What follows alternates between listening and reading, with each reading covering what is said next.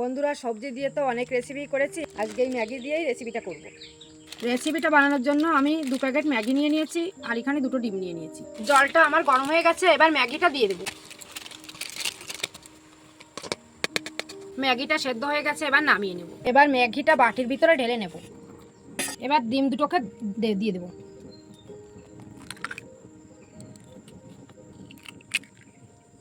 Maggi মশলাটা দিয়ে দেব।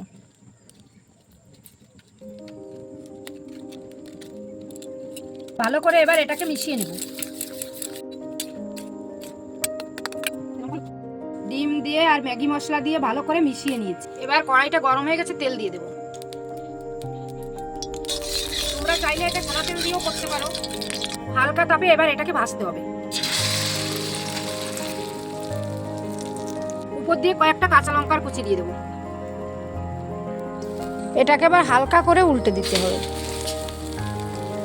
এটা পুরোপুরিভাবে কমপ্লিট হয়ে গেছে, এবার নামিয়ে নেব। দেখো বন্ধুরা, কত সুন্দর হয়েছে।